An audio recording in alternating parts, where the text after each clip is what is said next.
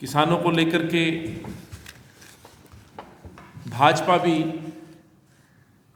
उनको किस तरह से वहाँ से हटाएं, किस तरह से इस आंदोलन को कुचलें, उसको लेकर के रणनीति बनाती रही। उनके नेता आते रहे, कैंपेन चलाते रहे, बड़े बड़े इश्तिहार लगाए गए। पूरे तंत्र, ना केवल पार्टी का तंत्र बल्कि सरकारी तंत्र के माध्यम से भी किसानों के इस आंदोलन को उखाड़ फेंकने की साजिश वो लोग रचते रहे। लेकिन साथियों, कहते हैं कि अंत में जीत सच की होती है, और वही कल हमने देखा। वही हमने देखा कि किस तरह से अहिंसा के पथ पे चलते हुए हमारे महान नेताओं ने, चाहे पंडित जवाहरलाल नेहरू जी हो, महात्मा गांधी जी हो, सरदार पटेल हो, उन्होंने जब एक बड़ी सरकार यानी कि अंग्रेजों की सरकार को उखाड़ फेंका, आज उसी पथ पे चलते हुए देश के किसानों ने भी अपने इस सरकार के खिलाफ आंदोलन किया। और मैं समझता हूँ आज तक के जितने आंदोलन रहे हैं, शायद उसमें सबसे लंबे समय चलने वाला ये आंदोलन कहा जाएगा। और इस आंदोलन में तीन काले कानूनों की जो वापसी की जो लड़ाई थी, उसमें आज किसानों की जीत हुई है। और मैं किसानों को बधाई देता हूँ, धन्यवाद देता हूँ देश की आवाम को, देश की जनता को और दिल्ली को, जिन्होंने भी उनका सहयोग किया। इतने लंबे समय तक सीमाओं पर डटे रहना, बने रहना स्वाभाविक सी बात है। इसमें कुछ परेशानियाँ, दिक्कतें कहीं ना कहीं आम जनमानस को भी झेलनी पड़ी होंगी, लेकिन उसके बावजूद, क्योंकि जो आम जनमानस है वो भी कहीं ना कहीं हर किसी किसान परिवार से संबंध रखता है। और ये उदाहरण था इस देश के अंदर एकता का, मजबूती का।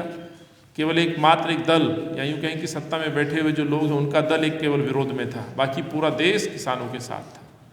आज न केवल इस किसान की जीत हुई है बल्कि देशवासियों की जीत हुई है, लोकतंत्र की जीत हुई है। और इसके लिए कहीं ना कहीं बधाई के पात्र हैं तमाम किसान जिन्होंने आंदोलन किया। विपक्ष के वो नेता आदरणीय राहुल गांधी जी, जो पार्लियामेंट से लेकर के, ना केवल पार्लियामेंट में बल्कि सड़क तक किसानों की आवाज़ उठाते रहे। मुझे याद आ जाता है राहुल जी का उस संबोधन की सरकार को एक दिन ये 3 काले कानून वापस लेने होंगे।